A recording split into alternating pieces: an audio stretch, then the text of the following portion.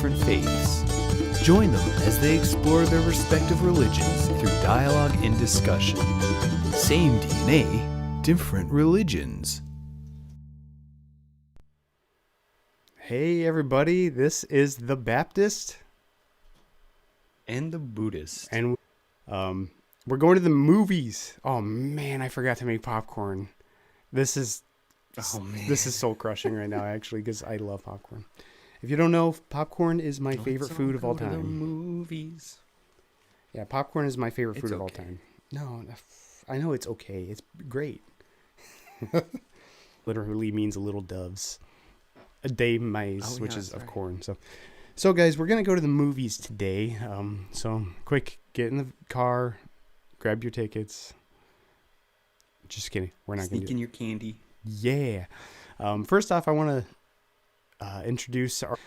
If you're not familiar with our podcast, we've been doing this for a season and 2 episodes. And how about you describe what our podcast is all about, Brian? Our podcast is a conversation between twin brothers of different religions. So this is a coming together and a dialogue, learning together about. I mean, yeah, that you can't forget that. And we're trying to just have a conversation, and all of this is really an organic conversation between the two of us. And like you guys are seeing it live, like we're literally live now, since we're doing live shows. But hopefully it works. I'm pretty sure it will.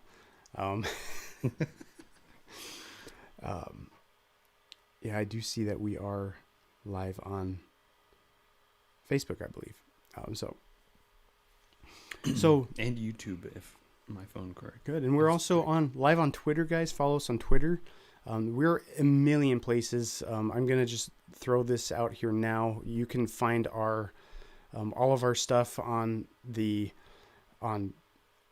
almost every podcast app you can ever imagine. Like you can find us everywhere. And you guys found us here where you're listening or watching us right now. So we're on YouTube, Facebook, Instagram. We have a huge following on Instagram for some reason, even though none of our content gets posted there. But for some reason, everyone likes. I'm going to turn up the volume on the stream side just a little bit. So yeah. Oh, shoot us emails too. We like emails.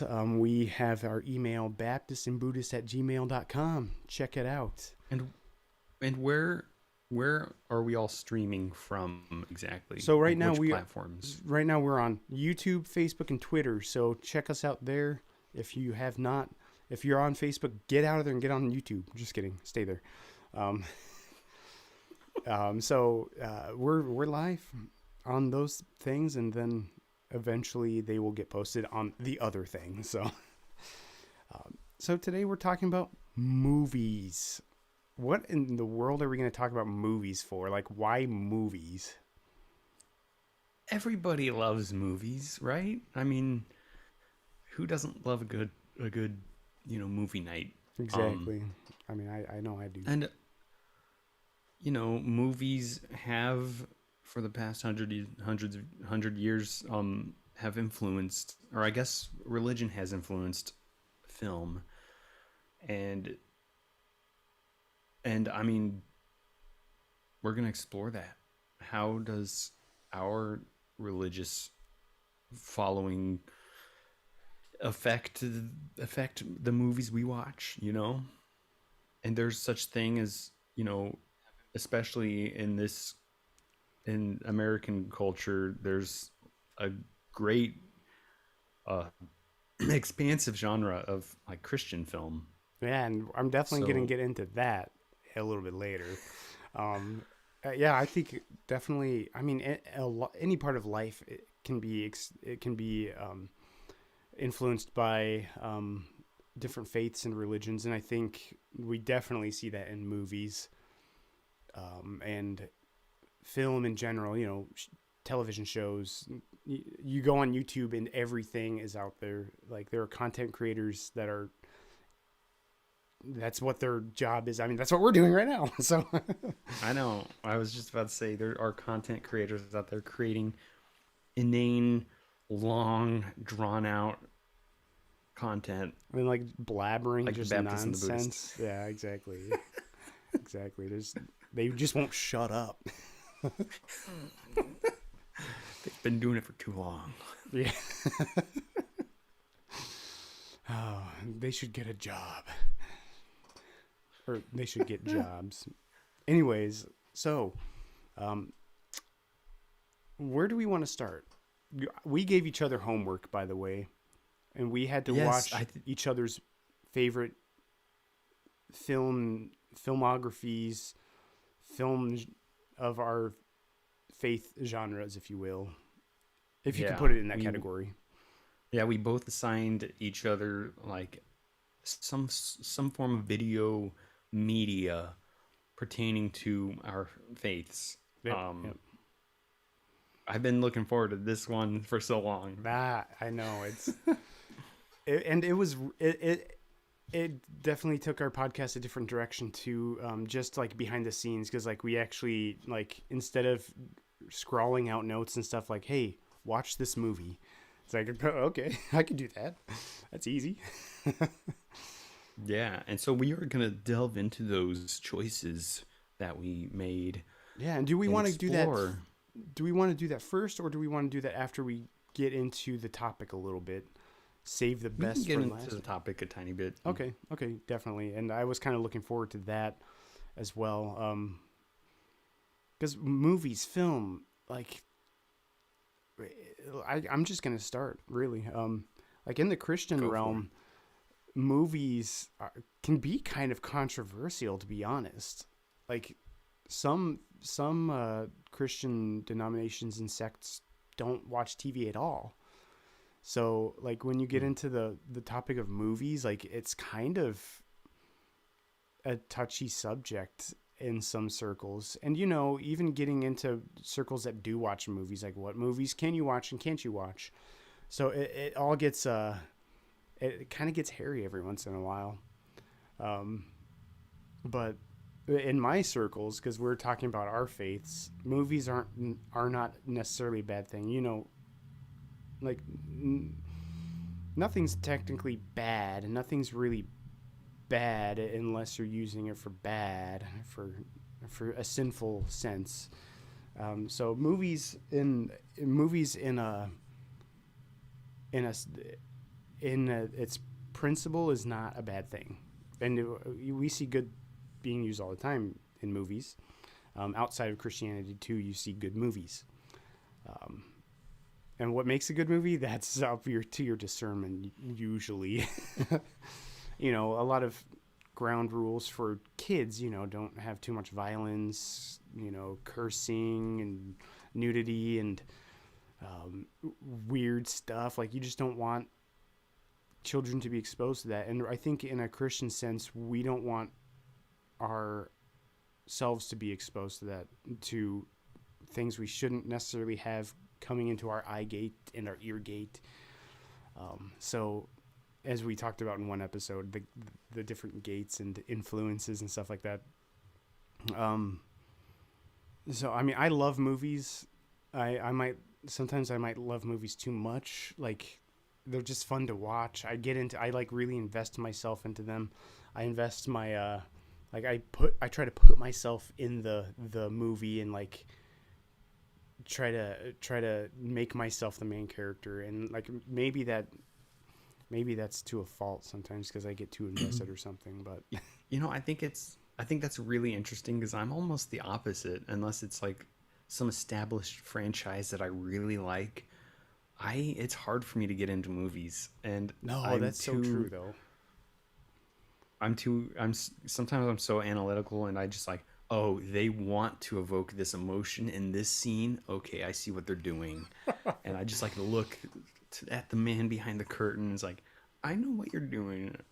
Clever, you know? I mean, movies have formulas. Like even books and stories in general have formulas. So, and they do, like, film is very unique in that they do try to evoke emotion, even down to the music in films. It's all about delivering that emotion, like making you feel that scene. And maybe like I let it influence myself too much in that case, but I just love like movies are supposed to be fun, and in some cases they don't take themselves too seriously. It's kind of ridiculous sometimes, and that's what I love about it. You could just watch it and have fun. Whereas like other shows might get really serious and deep and like mind blowing sometimes. Like I think of Lost. Like we grew up watching Lost. Lost didn't take itself too seriously though. That's Like very it true. really poked fun at itself a lot, and just I mean, like one of the creators of Lost went on to make the show The Leftovers, which is super super good first of all, and has that kind of feeling of Lost, but like an HBO version because it's very dark, very brutal, graphic, Mhm. and it's one of between that. Yeah, there is a fine line, and especially when we get into our faiths and those shows and television shows and movies and all that, like there could definitely be a fine line within Christianity. I think a majority of anyone who's ever like seen it's gonna be cheesy most of the time. It's gonna be low production, weird frame rates, like weird light, and maybe we tried to get away from that, but it was low production movies anyway. So you're always gonna have that. But honestly, in Christianity is to spread the gospel, spread the good news of Jesus and how he died for our sins and rose again, and we just have to believe on him. But so many of these doesn't flow, and I can't blame the Christian film industry for having low budgets, donation based, and wherever else they get their money and wages, like they could be doing better. And I've seen so many bad ones, and I usually like now like I try to stay away from the mainstream Christian movies because I always I'm always disappointed in the production quality and the story construct too. And I'm not trying to like criticize them. I'm not trying, if you know what I'm saying. So here's a if you question. understand me. Yep. Here's a question for you. Sure. Are there good Christian movies? I think there definitely are, and we'll get into my choice and see where they should be going. And I'll mention some honorable mentions as well that I didn't really discuss with you prior to the show, but just some things like what makes a good Christian movie, and what makes a good movie in general, but what makes it a good Christian movie, the production as well, because with Christian standards, there are some things you just can't do in a Christian film, and that's out of principle and out of ethics and standards and ethics too. So it goes both ways, kind of. So yeah, the Christian film. I don't even know what else to touch. Or no, go ahead. Yeah, you do. You do what you want. Yeah. So like on the flip side, like I mean, we live in a very kind of Christian influenced country, at least here. I don't know how prevalent it is like over in other countries, this like Christian film conglomerate, I guess. But you don't see that with Buddhism for obvious reasons because it's such a minority religion in the US. But so there could be a lot of Buddhist films out there, but I just don't know about them. So when movies came up, I thought this would be a great topic. Except there are so few Buddhist movies that I know of. Yeah, when you first brought and up I this know topic, of some. I'm like, what is he gonna do? Why is he so excited about I know, this? I mean, there's like 7 Years in Tibet and Little Buddha, and like those are like the first two that I always see brought up. And let's be honest, I haven't even seen them yet. But and I've come across things on YouTube that are like old documentaries or like cartoons Um, Hmm. so there's that, but there's no kind of filmography of, you know, any substantial amount that I can touch on. If the viewers know of Buddhist movies that are just, you know, must see, please let us know. I would love to get more more things to watch. Yeah, shoot us an Um, email, comment. Let us yeah, know. yeah, Let us know what you've please. seen. There's also an aspect of Buddhist movies in the sense that I mean Buddhism is very like a very in vogue type of subject. You know, mindfulness, meditation is just a very, it can get very like watered down in a romantic way. Hmm. And so you see a lot of that enter popular culture in TV and movies. Um, one of my favorite shows, and it touches on so much philosophy and also touches on Buddhism because of the philosophical aspect of Buddhism. And it's it's a very playful show, and It's one of those that don't the way take they themselves too implement, seriously, right? yeah, they do not take themselves too seriously at all. And but it's a very profound, like deep show when you like after you watch it, even though it's like laugh out loud, stupid, funny. Um, but it's a really good mix of, it's that fine line we were talking about earlier, but um and they touch on a lot of Buddhist concepts throughout the show that I just find really interesting. Hmm. um but yeah, that's about like as much as you get in the popular sphere of movies and TV is just like touches on Buddhism. You know, if you're watching a show and there's like a cool kind of, you know, on the edge character who's just weird and out there, it's like, oh yeah, he's Buddhist, you know, like Oh man. or like I mean, you you see know, that a lot you with get, like Eastern, even just like a general Eastern character, like they're like edgy or cool or oh yeah, something. you know, And they're you, doing yoga or yeah, yeah, something, yeah, and martial arts and stuff. yeah, or sitting there shirtless in lotus position with Yeah, some malas chanting or something, and it's always like, it adds a okay, mystique about them. Like, whoa, they must know what they're doing. yeah. No, in reality, we're sitting here like, oh, my leg's cramping. See, we need to add some realism to film. No, and that's kind of Yeah, what I right. like. You were name dropping some films, and for some reason that made me think of like actually some films in mind. And like, I'm probably not going to name drop a few, especially with the criticism that I have for some of them. But like, I remember one film that was like very unabashedly like a Christian film.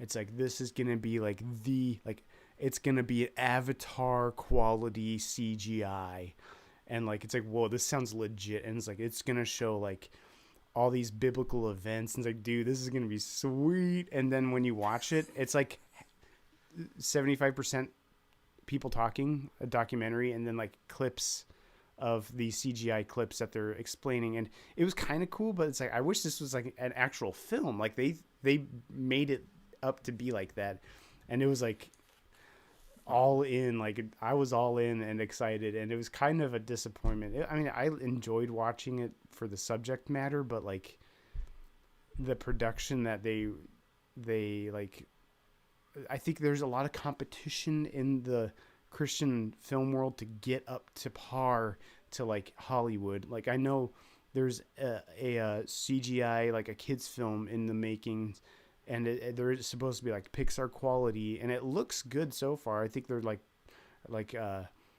like crowdfunding it or something, but like, and it's gonna be out there, and it looks good. But like, you never know until you actually see it. Like, is it gonna be, and does it have to be Hollywood? I guess. Like, does it have to be Hollywood quality? Yeah, maybe not. I've seen some It's, good and bad yeah. ones. So Let's be honest. They already did the Pixar thing with Veggie Tales. So no, VeggieTales was the original. No. Yeah, I mean that's a good one to mention. Like that, like almost everyone knows Veggie Tales, and that's a Christian-based cartoon series. And like, there are some big names out there that people might recognize. I mean, what are some of the big Christian movies in the past that I've heard about Passion of the and Christ. seen? Passion of the Christ, that was a good one. Now, here's another thing with a lot of Christian movies. They might they never stick directly with the Bible, and that's understandable because there's not a ton of detail in the Bible sometimes. There's sometimes not, and they take creative licensing.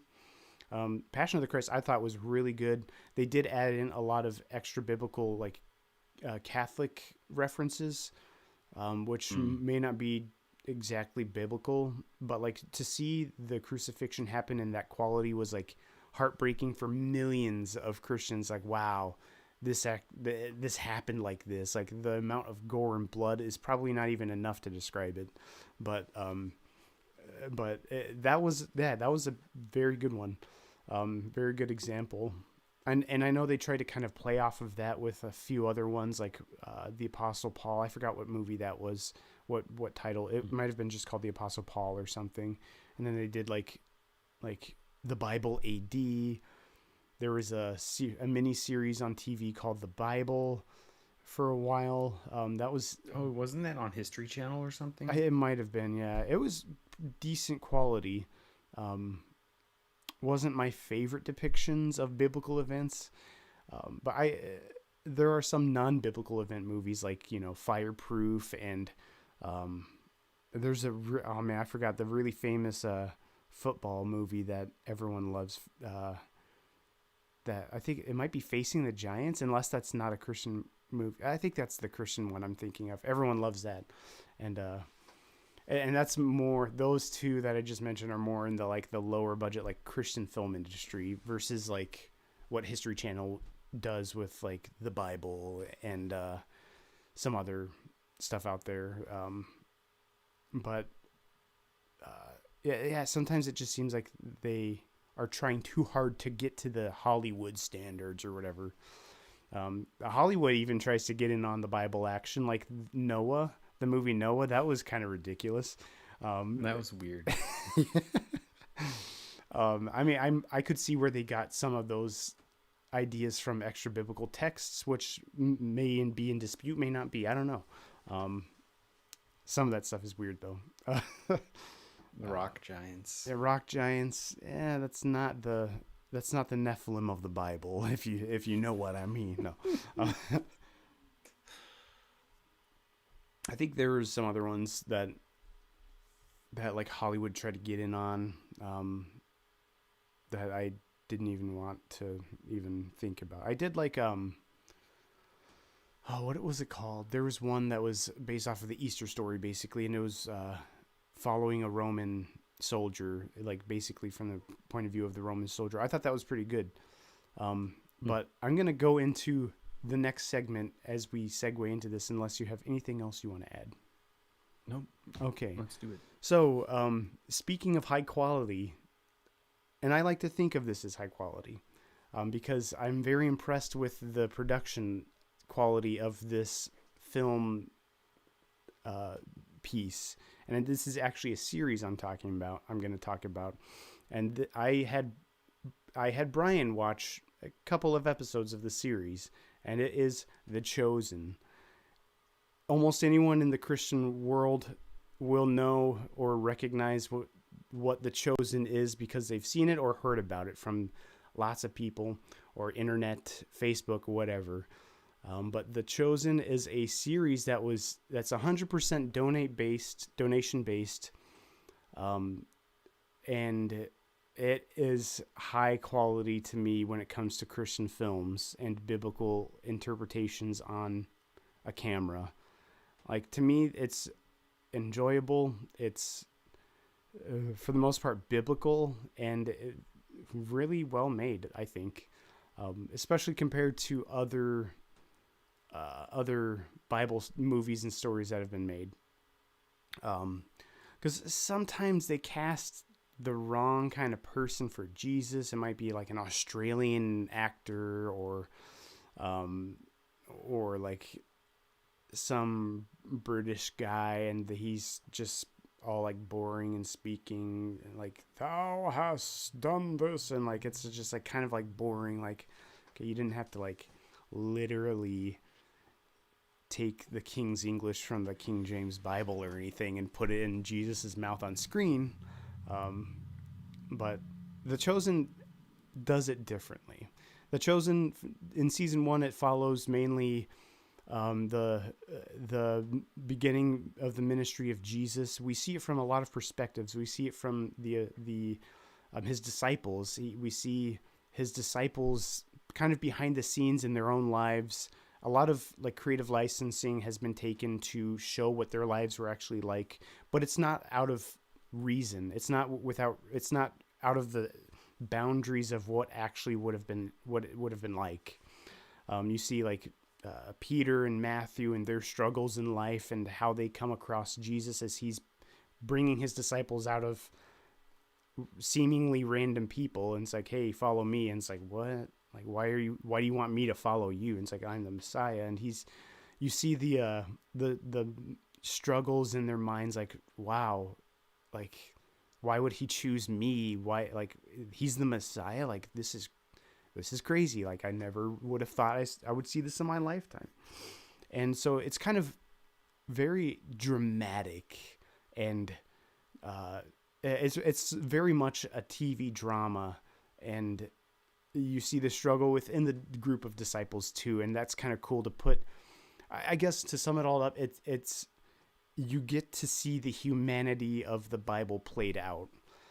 Even the humanity of Jesus, which we, through our past discussions, we see Jesus is fully man and fully God. So he still has the human side of him, and some of the way that the producers made him interact was just like pure genius. Like, I don't know if I had you watch the episode that I'm thinking of, but like there's one where they like go into like an inn or something like to stay the night, and it's like there's like a superstitious guy that owned it. It's like, my grandmother died in that room, like, so you might not want that. And Jesus is like, ooh, I'll take that one. Like, it's just like, that's hilarious. That's like classic Jesus or something. Like, it just puts a human aspect to Jesus. Like, he wasn't always all serious. He had fun. So, Brian, I think the first episode I had you watch was the episode 2, or was it 3 of season 1, called Jesus Loves the Little Children. And it was all basically children discovering Jesus's camp before he even started his ministry. And it's been a while since I've watched that, but that one always stuck out in my head as like one of my favorite episodes, just because of the way he interacted with the kids and how much like the kids enjoyed being with him, and he enjoyed being with the kids and teaching them. And what did you think about that episode, Brian? Yeah, I thought what you were saying about the humanity of the characters, like, it was pretty refreshing to see that portrayed. Like, he's a woodworker, and he's like building little toys for the kids and Mm-hmm. out of wood, and it was, yeah, I just thought the acting also in the show is actually really good. Like, it's pretty. I mean, I'm not very critical of acting in general, Mm-hmm. so maybe take my movie reviews with a grain of salt, but but I've been impressed with what I've seen so far. Yeah, I think refreshing is a good word for it too. Like in one episode, you don't see Jesus in the whole episode because he's like healing this line of people that lined up to be healed, and you just see his disciples in the background, like, arguing and bickering or whatever. And at the end of the episode, Jesus comes through their camp, and he's like exhausted, like, I just need to go to bed, guys. Like, good night. And it's like, wow, yeah, he probably did work hard, didn't he? Like, he probably did have that human exhaustion of just being just even the social interaction. Like, people get exhausted from that too, like mentally. So Oh yeah. It is really refreshing to see a human side of the portrayal of Jesus, at least. And I mean, there's not. I mean, I'm not going to go too deep into each episode or anything, but I also had you watch an episode of season. Was it season 2? I don't. I don't even Yeah, remember which one it was. Oh yeah, yeah, yeah. Because yeah, this episode was following basically a crippled man. Um, I believe that's the one we watched, right? In with the bath in the pool in Israel in Jerusalem. Was that it? that was one of them. I think that was the one I watched the first half of. Okay, okay. That was a perfect opportunity, right? I think so. Yep, yep. And the other one was I think the other one was in season 1. It called I think it was called like indescribable love or passion or something like that. Was that it? yeah, And that was with yeah, the. and it showed No, go ahead. uh there was a crippled man in that one too, Yeah, yep, yep. and Yeah, the that. leper was in that one. Yeah, yep. And that was the one where they like broke through the roof, right? Yeah, Yeah, okay. I like that one because it showed the kind of like the overwhelmingness of Jesus's ministry with the people, and apparently the actor felt way out of his element because like all these people are watching him as he like preaches the words Jesus would have preached, and he just like felt really out of his element because it's like, wow, like this is what it would have been like for Jesus, and like everyone's like, oh, whoa, what's this? And I like the portrayal, like the portrayal of the kids coming to watch him, and Matthew's on top of, like, they're sitting on that roof. That was just really funny for me to watch. But again, it shows the humanity of not only Jesus but his disciples and the people who would have heard him too. Um, yeah, that was yeah. one of my other favorite episodes. The what did you think about that? I don't want to interrupt you. I know I'm rambling mostly, but Um, I just like how, like, amongst even like just amongst his disciples, like how like their relationships feel very organic. Like they, like if if you're with coworkers or friends, like you're gonna kind of pick on each other and hmm you know joke to each other, and make fun of each other, and that's what they were doing too. yeah. And if you ever get deeper into season 2, you'll see some strife between the disciples too. Like, Mhm. people are people, and some people don't get along with each other, and some people want to fix that. And there's just so I think the show almost has like too strong of personalities, almost maybe. But I think it's to emphasize the humanity of everyone that was involved. Um, the other episode that I wanted you to watch was it was unique because it was mainly following this guy that we've never really seen before, and it was following his story of just living a crippled life, and and he was like not motivated. And there's this pool that was in Jerusalem that people would get into, and it would boil up every once in a while, and they would think that would heal you, so they just hung around there, and like it was just basically kind of a cesspool, for lack of a better word, of people, like sick people. And uh, it followed him, and then like it follows Jesus and his disciples going through Jerusalem, and he like Jesus knows he wants to go see this guy to heal him, and the act of the healing and everything, and afterwards it was just kind of almost funny to see the how a human would react to getting healed, and like the politics of the Pharisees and everything in town. It was just really interesting to see how they played that out. But in general, The Chosen has a good bearing on quality, uh, biblical teaching for the most part. Like they don't like try to shove it in every episode. Like you need Jesus, like believe on Jesus right now. Like what film is, it's to tell a story. A lot of times the story has a message behind it, but this story is to convey what life would really be like for Jesus and for his disciples, and to show Jesus's love through that. And I think The Chosen has really raised the bar for quality quality Christian entertainment. If I had to put a phrase to it, and they've done it all through purely donation based, and they plan on continuing for like a ton of more seasons. They just came out with a Christmas special back in December or November, whenever that was. Hmm. How it all started was this guy, Dallas, the producer, the creator of it, made a short film for Christmas, and it was like the birth of Jesus through the shepherds' perspective.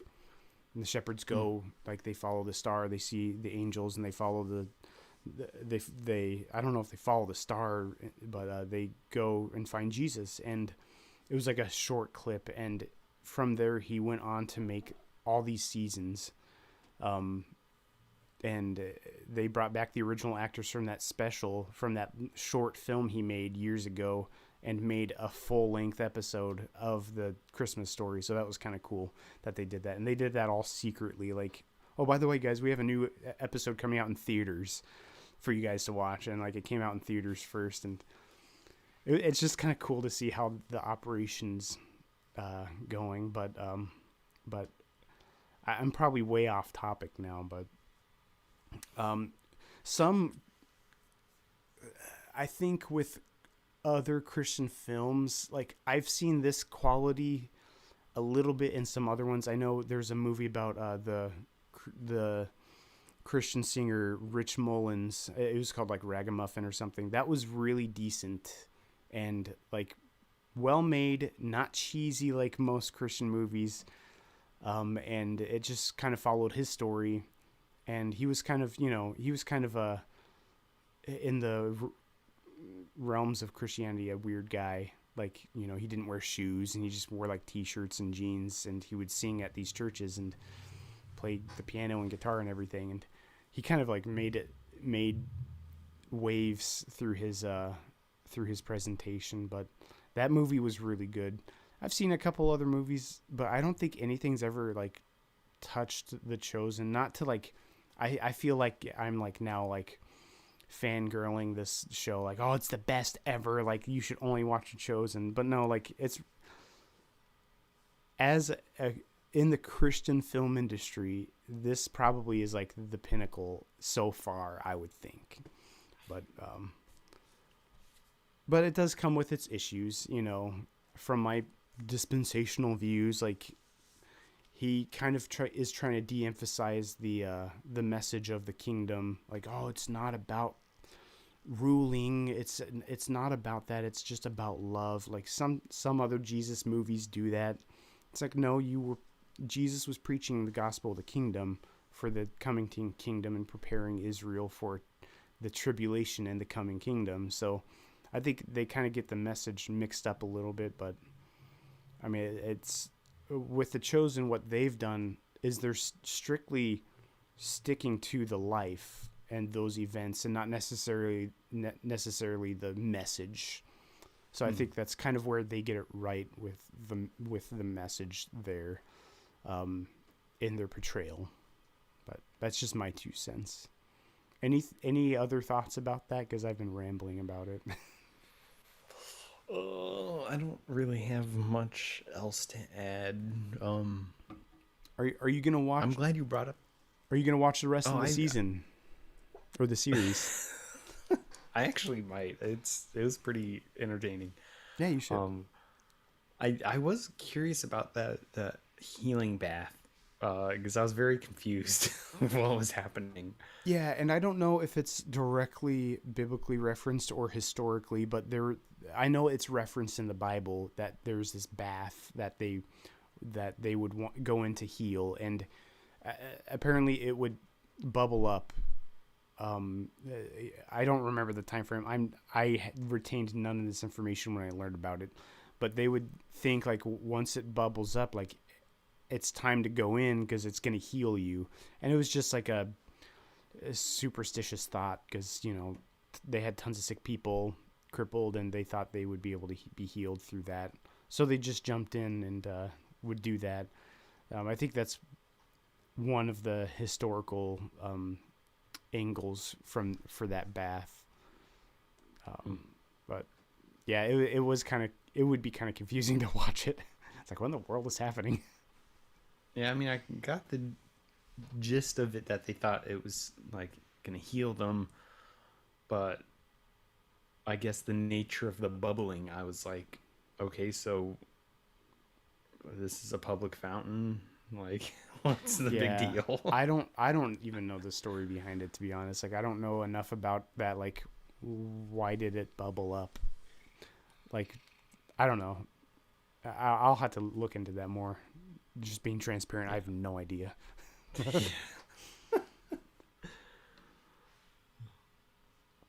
They But didn't yeah, have The that there when I Chosen's. went to Jerusalem, so Oh, it, yeah. I think The Chosen is very well made. Um, I'm impressed with the quality of it. good, awesome. So yeah. Yeah, I won't belabor the topic too much on the Chosen. It's a really good show. I really This like it. is this is the Baptist and the Buddhist, brought to you by The Chosen. With special thanks to Dallas Jenkins. He's the creator of it. And everyone thinks he Shout out. emphasizes himself too much sometimes on Twitter or whatever, but oh well. So let's jump over to you, because I watched a very interesting documentary that you sent my way. What was that all about? What was that? So my chosen movie for this episode was the documentary film of called Walk With Me. And so Walk With Me is a documentary that came out in 2017, and it followed Thich Nhat Hanh, the Vietnamese monk and activist and writer and poet, and his Plum Village, his tradition that he had kind of built up in France. And it wasn't an educational documentary. It was very much kind of an experiential documentary that kind of just, it was very meditative. And I know when I first saw it, there was like limited release special events that you could, buy a ticket and go see it in the theaters. And that was the most calming movie theater experience I've ever had. It didn't help that the seats reclined and like Oh it was man, amazing, yeah. but I know. But yeah, I thought it's I don't want to say it's auspicious that I chose this film for this, but it's strangely timed because about a week ago, I think it was a week ago, Thich Nhat Hanh actually passed away, and he was 95, so he lived a good life and really left a legacy. Wow. I mean, he's one of the biggest name Buddhists out there, and he, he was an activist in Vietnam and was, exiled from Vietnam during the Vietnam War, and a peace activist, I should say. And he went to France and founded his Plum Village, monastery and retreat center, which is thriving, and is an international now. And this lovely documentary kind of just takes you through, a day in the life kind of Plum Village and what his tradition's about. So, what are your hot takes on So this? I didn't really know what to expect when going into this documentary, and really, like, all I knew was the title and noticed the subtitle was like a journey into mindfulness or something like that. That's like the description of the documentary. I'm like, okay, and like going through it, like some of the shots are just like a 5 minute shot of a sunset or something. It's like, huh, interesting. Like I could see why this is about mindfulness.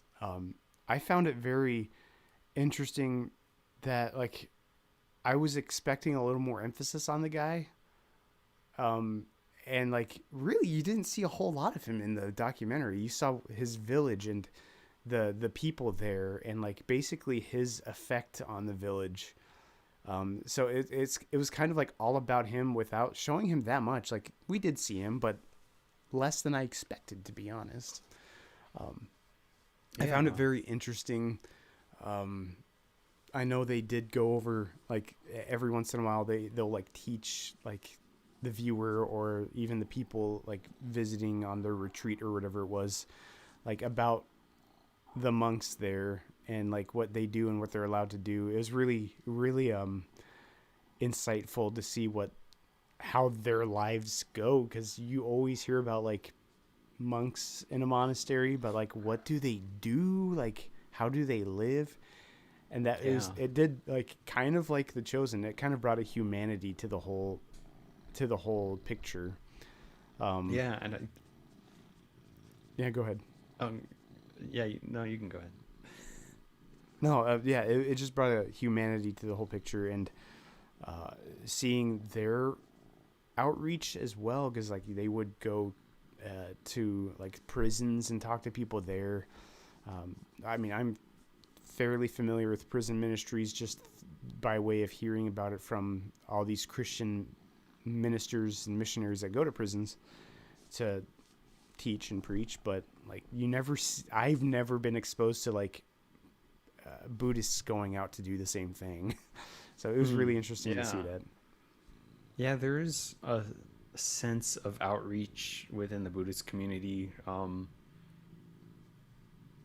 and not in the way that like, what you might have like a stereotyped idea of what Christian ministry is.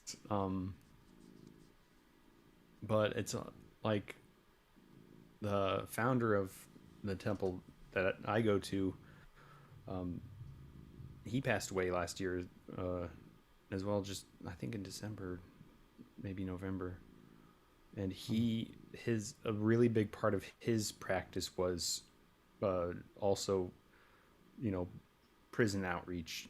He was a prison chaplain, and from what I understand of that is, you really like teaching meditation. That's a huge part of like the practical outreach of Buddhism is, Hmm. oh well, here's this practical practice that can help you in everyday life called meditation, and Hmm. um and just the kind of areas that come with that, but yeah. I some parts in the film like stuck with me for whatever reason. Like the one where that guy like is like, "Hey, you look familiar. Like, where do I know you from?" And it turned out to be like one of his old coworkers Oh yeah. from the distant past. It's like, "Oh, we worked probation together at the county or something." It's like, that is so weird. Like, and they were like from America in this retreat. Like, they just happened to meet there. Like, that was really weird. Like, what? Like, small world. Um, Yeah, that was that just was that was just kind of cool to see. Um, yeah. I really enjoyed that as well. Another part that stuck out with me was the contrasting scene of I forgot what it was. I think the the monks were just like walking through somewhere and like there was a Christian street preacher, which like sometimes it can be a little bombastic and especially um if they're more zealous, if you will, like they can be kind of almost spiteful.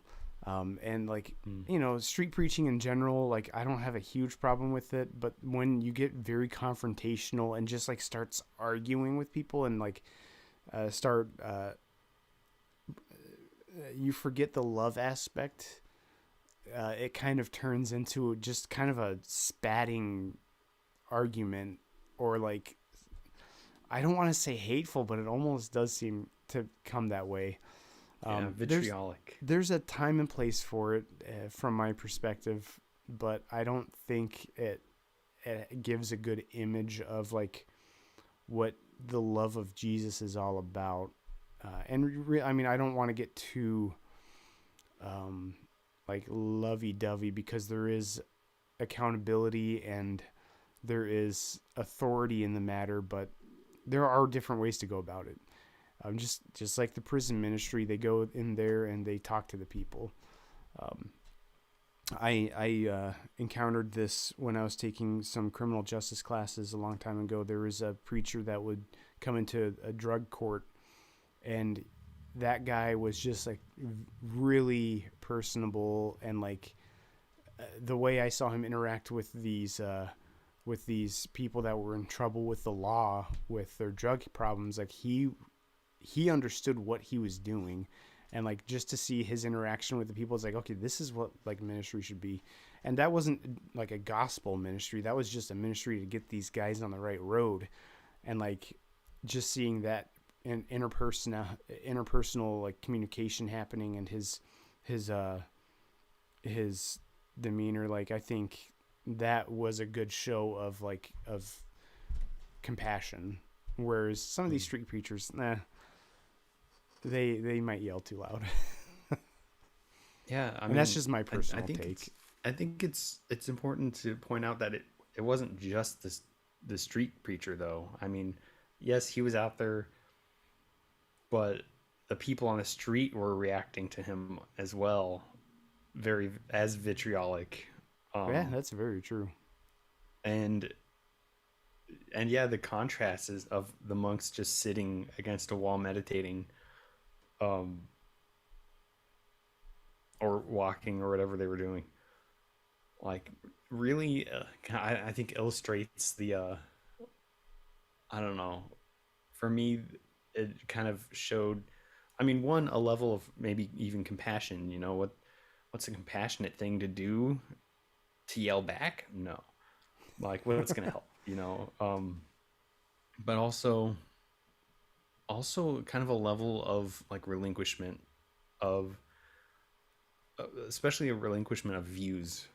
You see you see this person out here, kind of antagonizing the public, and you could react too, and you might have this an instinct to react like, oh, I'm gonna, but you stop yourself and like, is this the most skillful thing to do though? And you Yeah. just have to like, let that I need to be right, you know, you just put that to the side, and it's like the most helpful thing right now is like to be a figure of peace and calm. Yeah, and I think like just being a person, a nice person like that, just having that mindset goes a long way. Instead of reacting, try not to react, especially emotionally. Like that's one thing that um, that I think biblically, like don't react with your emotions, because emotions and heart, like the heart of your emotions will always not get you to the right place. And a lot of times you think back and say, okay, I really shouldn't have said that. Like it's not thoughtful. Like you're not being thoughtful enough to be able to react when you're just going fueling yourself off of emotions. So that's just that's like my take on it. But Knowing, it's kind of a wise discernment, knowing when to react and when to withhold that reaction. yeah, and You could like pause and formulate not a reaction but a response, and whether that response is, I'm not gonna even like approach this. That's the kinder thing to do would be to turn the other cheek. yeah, and I mean, there's a time and place for like a Christian to speak in truth, but we're also supposed to speak in love. We're supposed to live peaceably with all men as much as we can. And I think it was in man according to his own folly. So like, don't make it a battle to begin with. Just speak the truth in love. That's all we can do. And use discernment. Definitely. Yeah, there's an aspect of right speech in Buddhism where it's not just speaking truthfully, but it's speaking gently and timely, when to speak, when to speak what. And Yeah. Yep. There's a huge emphasis. There's a passage, I think it might be in James, about the tongue and how that can be used and how powerful your tongue is. And I mean, I wrote a song based off of words and what you speak. It's called Apples of Gold because the Bible says, like, I forgot if it's let your tongue or let your words be as apples of gold placed in a picture of silver. Like, it shouldn't be hastily thrown out with no regards. And there's like talk about poison. Maybe this will be another episode about words and tongues and speaking and stuff. yeah. Oh yeah. We're That'd be getting a kind great of off topic. So back to Walk With Me. Yes, yep. I thought it was presented really interestingly. The way you kind of described it on the on your intro to it was really good. It was more of an experiential film because like to me it's not what I usually watch. So it's like it's just like you experience what you're seeing. That was really interesting. Yeah. Like a different. From Thich Nhat Hanh, Yeah. narrated by Benedict Cumberbatch. But, Yeah. um, Some big names. yeah. But I think the documentary did a really good job of kind of experientially exposing you to like aspects of like Buddhist practice of silence, stillness. Like there's this level of like kindness and compassion that you see throughout. This very attentive mindfulness. I know there were many shots of Thich Nhat Hanh leading the people on a mindful walk through the woods with nothing else. It was just that, no soundtrack, no narration. You just kind of like it really like they didn't tell you what was happening. They just showed you, and you're like, oh, I think this is what's happening. Like that. I think that way to teach through film, it was really genius. Like to just show it, and you kind of pick up on what's happening. Yeah. And I liked that we also saw very like human sides to what was happening. And I love the the Plum Village tradition of like the bell ringing every 15 minutes. I was just gonna mention And that. yeah, and you take that moment to stop and bring your awareness back to your breath or the present moment. Even if you're playing music with a group and the bell rings and they're the whole of these kinds of things before picking it up, it giving you that pause instead of just, oh, gotta answer it. It's gonna be like, okay, oh yeah, I pause, where am I, how am I, suggestions from him of like every time you walk through a door, use that as a moment of mindfulness. It's like, how many times do we walk through doors we don't even remember, and sometimes you don't even remember why you went into the room. Maybe this will help. Yeah, no kidding. But I just love that they have a bell that rings every 15 minutes. Yeah, that was very and there's even different. apps where you can have that happen, like you set a mindfulness bell for 15 minutes and wow, you use that throughout your day, man. Wow. Yeah, that was a very interesting film. it definitely had a different pace, especially when you like compare it to The Chosen, where it's like a drama, like fun, excitement, and then like you watch Walk with Me, and it's just like way different approach to a film. And I really liked how our choices like were two different flavors. Like it was a good. Like, is coming to mind is like the fifth precept of not taking intoxicants. And it's like, oh, don't drink alcohol. But no, like Han is like, you know, I will vow to, be mindful of what I consume, whether it be food, drink, or entertainment through TV and magazines and books. Hmm. And he really like through this, it's like, you are mindful of what of the kind of media you're consuming. Is this skillful? Will it help me become, more kind and compassionate and mindful? And like, it doesn't necessarily rule out watching movies or TV, but it makes you question, like, is what I'm like watching like really good for me? Like, is, Hmm. and will I watch this and all of a sudden, like, if I binge watch all the Fast and the Furiouses or something, like,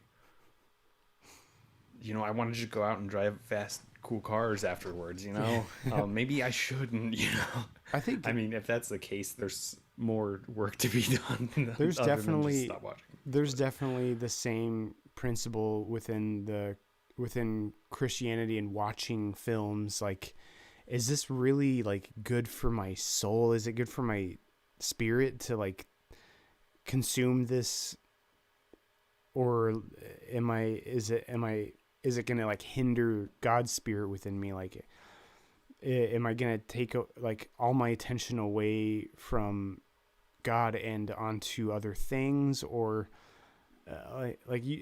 again, it's up. Like, you need to use your discernment for these things, because there's not a checklist like, oh no, can't watch this movie, can't watch this movie. You really have to. Sometimes you have to do your research. Sometimes you have to just think like, should I watch this right now? I don't know. Like, maybe I shouldn't do that right now. mm, Um, and I mean, there's like all these like apps and stuff like that will filter out all the bad stuff. Like, you can click like no violence, no nudity, no swearing, and it'll like filter all that stuff out of the movies you're watching, so you can watch your favorite Hollywood movies without getting tainted or whatever. But I don't know. Sometimes it's just life, and it's just portrayal of realism. So I don't know. yeah, It's all up to your own discernment. Um, Definitely with some guidance sometimes, but yeah. speaking With of, oh no, go ahead. I oh, was gonna go off topic no, for a second and kind of like move the conversation away from this. okay. I was just gonna say, like from Thich Nhat Hanh's tradition, um, it's it comes from the Zen tradition, so it's a little different than what I'm used to with like Theravada. And you see that in the documentary where you see like monks playing instruments, and that's like, wow, I can't believe they're doing that, in Theravada. Ooh, no. But I mean, but there's like a beauty to Thich Nhat Hanh's tradition, because and he's really like a forefather of what's called like engaged Buddhism, where it's very like it gets into like activism and trying to make this world a better place. And you even have examples of that. This is a little off topic, but you have examples of that from many different Buddhist traditions in in the East, where trying to preserve a rainforest, the monks will symbolically ordain trees and wrap robes around them, and like the locals are like, oh, we cannot cut these down. That is just unthinkable. Hmm. But like Thich Nhat Hanh is doing something similar with his tradition of more along the lines of social activism. Uh, with his peace work, you know, and I believe like Martin Luther King Jr. had met Thich Nhat Hanh on many occasions with like peace activism and whatnot, and Hmm. uh, human rights. And so there's like the engaged Buddhism aspect is like really, I think, brings a lot of life to what Buddhism can be in these days. Um, Hmm. Especially when sometimes people look at old traditions like that and think it's a little antiquated and stuffy, when really it can be a force for good change. You know that um that's a good point. Like, um, even from like deriving this idea from The Chosen, like such a dramatic movie, but the creator tries to do something, and he does deliver. I guess I will retrace my steps. He does deliver a message, but it's not usually just directly like Jesus will save you from your sins. His big thing was be different or get used to different. Like that was the line from the show. Like it's one of the disciples or something's like, well, I that's not how we used to do it. It's like, and Jesus is like, well, get used to different. Like things are gonna change because like obviously we're not going back to the old ways. Like things are gonna be different since the Messiah is here. Um, and like it makes people think about like what they're doing and like maybe we should get used to different, like even in our own culture today, like maybe we could change things in even just within the realm of Christianity on how we do things to make it not necessarily better but change the tune. I don't want to say change the tune, change the delivery to be effective or to affect change. I don't know, something like that. But his message is that he tries to push out in this show are kind of broad, but like makes you think and like it does it is different. yeah. So I want to move this conversation just a little bit to kind of like go into an outro. So we talked about all these movies, all these shows in within our faith realms. And obviously these are kind of like our favorites. Like, hey, I really want someone to watch this one because it was our favorite. It's my favorite. But what is your favorite movie and or TV show outside of your faith realm? Oh wow. I already mentioned The Good Place. That's just a hilarious show. Like, what do you like to watch? Or even YouTube? I don't Man. care. um I mean, YouTube is just a lot of like Dama talks and stuff. But I mean, is one of is a cinematic masterpiece Yeah. that I don't think will ever be topped, to be honest. Yep. Um, and you mentioned Lost before. That's one of the greatest shows in existence. I'm sorry, but but uh, what do I watch on TV these days? I don't know. Like What have you been we've been watching? we've been watching what is it called? Homestead Rescue, where it's a lot of homesteaders living off the land, Hmm. um, needing some help around the homestead. Some important aspects failing, and the hosts of the show are just characters. But um, I feel like I've watched something else. But there's the Wheel of Time. There's a lot of mythological and religious nuances in that show. Uh, I said outside of faith. No. I guess you just live uh, it. I guess so. Yeah. It feels like there's something else, but I can't really think of. I don't really watch too much TV. I mean, I guess that's a good thing. Yeah, I have to echo your movie choice. Like Lord of the Rings, definitely my favorite. Like I that's what we grew up loving, and I still love it. I mean, you could get a little spiritual with it, especially with like going to like Tolkien's life, which I still haven't seen the movie Tolkien yet. So Oh yeah, that's right. yeah, I haven't seen that, but yeah, I love that. I man, I can't even think of any other movies that I really have watched or liked lately. I mean, I like watching like the Marvel movies. I haven't been caught up on them, and they're just kind of like actiony fun movies, anyways. Oh, I just remembered an amazing show that I watched a couple weeks ago, Okay. and it's called Dispatches from Elsewhere, and it was weird, but it was so good. I Hmm.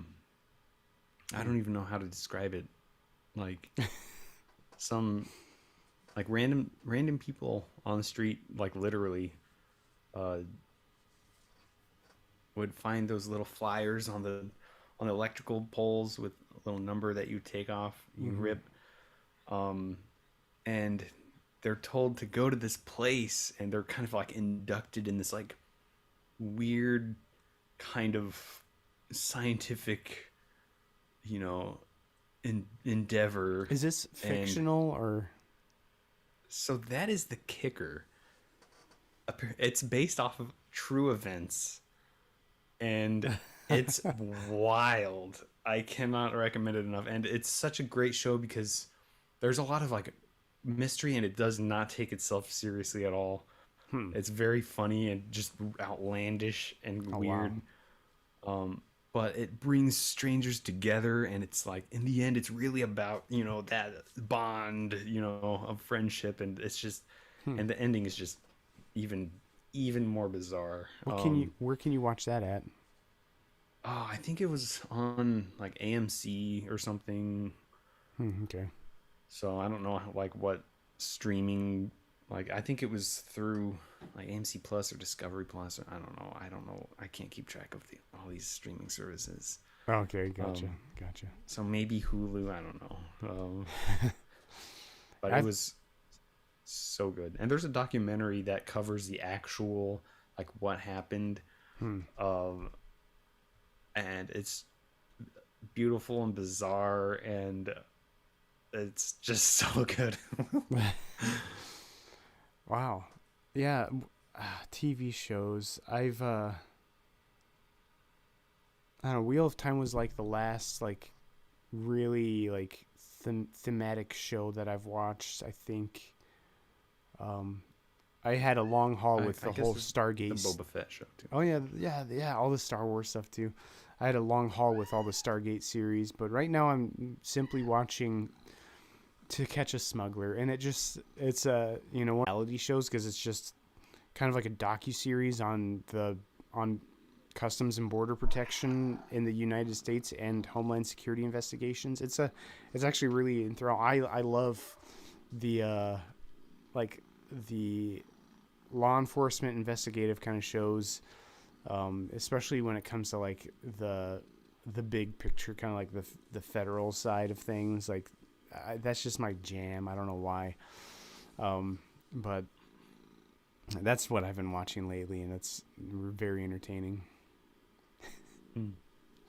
Oh, I think the last movie I watched was Netflix's new movie Don't Look Up, and it's sad but kind of funny, because it covers like the reality of like of the media and the hardships that scientists have with like communicating with the public, Hmm. and in a way of like, I don't know if you've ever seen Idiocracy, where it's like, I don't oh, think this so. is like a satire, but wow, it's way too real. Like people are really just dumb. Wow. But Don't Look Up was along those lines. It's pretty stark. I'd be remiss to mention one of my favorite like go to just like relaxing, have fun show, and that's Shaun the Sheep. It's a kid show, claymation. It's just the best. That's like probably one of my all-time favorite shows, just because of like the innocent, fun nature of it, and like there's like very little dialogue, and it's just very colorful and fun to watch. I watch it with my kids all the time, and probably have watched it by myself a few times. It's just Oh, awesome. that's awesome. Where can you watch Walk with Me? Going back to our choices, just to give the listeners and viewers an idea of where to go from here.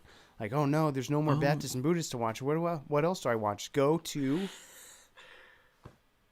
I know you can rent it from Amazon or buy it from Amazon, maybe Hulu. I watched it on Canopy, which is Canopy with your library yes, card. So it technically is free. yes. Just get a library card, guys. Oh, but that's too hard. Yeah. Guys, get a library card. You can access free materials, free ebooks, free books. Duh, it's a library. But you can listen to free audiobooks on your Yeah. phone. Mm-hmm. Library cards. You Come can on. get ebooks through different apps with your library. It's really like almost a forgotten art of librarying, or whatever the verb would be. It really is. Librarying? I I don't know. saw some. It'd be, I would consider it the Netflix of library or of books if they delivered a book to you and then you would deliver it back. But that's like the old Netflix ways. Yeah. So yeah, Canopy is where I watched it. Um, For free. The Chosen, that is it's a very interesting way to watch The Chosen. I don't even know any other way, but get the app, the Chosen app. You can watch all of their movies. You can watch the short film that started it all. You can watch everything. You can watch behind the scenes, and you can either pay for it or you can't, or you don't have to. It's all. It should be all free. People pay it forward on the app, so you don't have to pay it. And that's how they get a lot of their funds is through that pay it forward. But yeah, download the app and you can cast it to your TV or your smart TV or whatever. And apparently, it was the first app that you could uh, cast from. Apparently, Hmm. but for some reason, right now I'm showing I don't have any internet connection, and the stream just stopped. I'm still here with you. Oh yeah, it's true. I wonder if there's like a limit on one of this app, one of the streaming apps or something. But But yeah, for the Chosen, I just watched it on the website. I just googled the Chosen. really, I didn't know that. I guess you could probably watch it from. Oh Yeah, I think man, we're still live. are we? Yeah, on YouTube we are. Oh okay. Well, I think we might. I think we might have been cut off from Twitter for some reason. Oh Maybe yeah. they didn't like me playing clips of the movies that we had because I put some silent clips up there, but it was trailers. Come on, it was the free use or whatever it's called. So I don't know. Before we wrap it up, I do want this is a We're very still on pertinent. Facebook, by the way, too. This is a very pertinent piece of kind of I guess news. I don't know. Because this is the Baptist and the Buddhist, and we're talking about movies. And Yeah. coming up in a couple weeks, oh shoot, I guess maybe less than a week. February 1st, I know, is a viewing here locally at a local church of a new documentary called Mission Joy, and this is completely in line with what we're doing now. It's a movie based off of a book that was the Dalai Lama and Archbishop Desmond Tutu, and they had an incredible relationship of dialogue and just playfulness. They're just hilarious together. And there's a documentary coming out. Hmm. There's a live event happening on the first, I think. Yeah, February 1st, hosted by a local church here, uh, showing the movie. it's also, you can also watch it for free online if you register for the event. You'll have the ability to stream it for 3 days, Oh, wow. Okay. and like a live Zoom discussion or something along with that night. But most importantly, there, you can watch it for free with that. Um, uh, I'm not sure how else you can watch it. I'm sure there are viewing events elsewhere, but I thought that was just right up our alley for this episode. Yeah, that's Um, very apropos. and it's unfortunate because Desmond Tutu also passed away not very long ago, maybe a Oh, month, wow. maybe less. Man, Yeah. maybe we should stop recording. No, not to make light of And death, Desmond but Tutu, Desmond Tutu was a brilliant person who was very involved with the apartheid movement in South Africa, and I mean, became best friends with the Dalai Lama, and so I'm really excited to see that on screen chemistry they have, because the book was really good. The book was called The Book of Joy. is it a Um, is it a dramatization of like a motion picture, no, it's or a is it a documentary? documentary. Okay, okay, Yeah, cool, awesome. yeah. And if you guys are interested, just let me know. I can probably send you that um, local event from the church here around in my area, and you can watch it for free online. Sweet. Well, you can also watch us online, the Baptist For and the free. Buddhist, for free. We're on YouTube, Instagram, Facebook, Twitter. We're at all podcast places you could ever imagine, for the most part.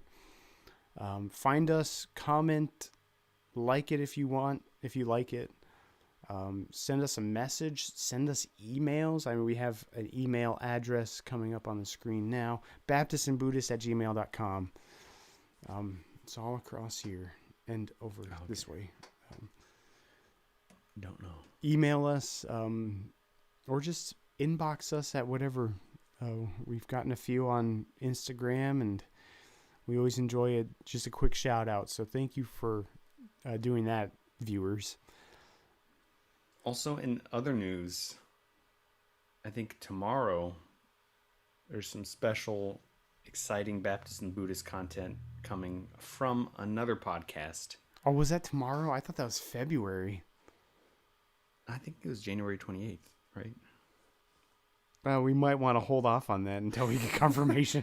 Coming soon. Coming soon. Coming soon will be an amazing podcast interview where Mark and myself went on to the RE podcast. A great podcast about religious education, and it was a wonderful time, and it is coming very soon, if not tomorrow, next month, if we remember our dates correctly. I don't know. Yeah. If it's not tomorrow, it's in a month.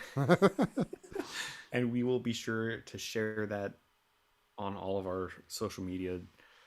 A link to that podcast. Oh yeah, definitely. Yep. It is worth a listen. It was a lot of fun. Oh yeah, it does come out tomorrow. By the way, I just reconfirmed the email, so we'll be posting that on our stuff as well. The RE direct podcast. Yep. I mean, we'll do the RE podcast link. We'll upload the podcast eventually. I don't know if we're gonna do that tomorrow. We're gonna probably wait a little bit to get our side of the podcast out, which is just gonna be that podcast, but on our channel. But yeah, we're gonna shoot out some links to the RE podcast, and just a quick shout out to them. Thank you for having us on the podcast, and it's gonna be a great show. Yes. Thank you to Louisa Jean Smith, the host of that podcast. Yeah, thanks for It's remembering names. an awesome podcast with an awesome objective of spreading the fun of religious education. Right. Yeah. Exactly. Yeah. And it was fun being on there too. I had a blast. Yeah. It was fun. It was structured too, unlike our podcast, so we didn't ramble as much. I know. I was impressed with the structure. I was impressed with your structure. Like, wow, Brian can stay on topic. No, I'm kidding.